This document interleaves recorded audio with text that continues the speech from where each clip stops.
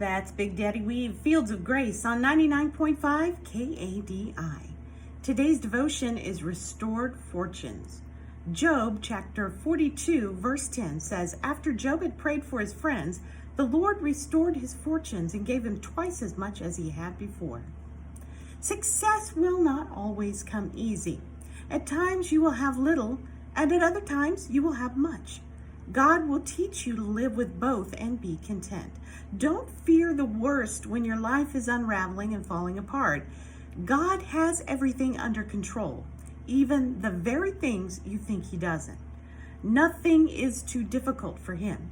There are so many blessings that God longs to give you, and yet sometimes those blessings will come through loss and brokenness. At the time, it will not make sense. In the moment, it will seem like God has abandoned you and there is no hope. But when you are trusting in God, hope is never gone. Run to his word, trust in what he's promised you, and let him give you the strength you need to keep praying. Whatever you have lost, God will restore better than before. Oh, believe it, friend, restoration is coming. I have just felt that this is kind of a theme lately. I've noticed scriptures here and there, things about restoring, and I do believe that God's going to restore everything that was stolen.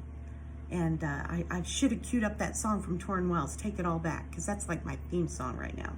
I want to share this scripture with you as well, 2 Corinthians 8 and verse 9.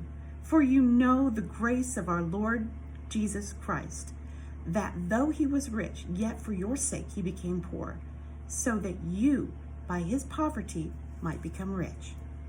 Rich in everything, rich in your soul and your spirit. God's going to take care of all of your needs, whether they be physical or spiritual. Trust in him, he will provide. Here's Rhett Walker. Somebody say amen on 99.5 KADI.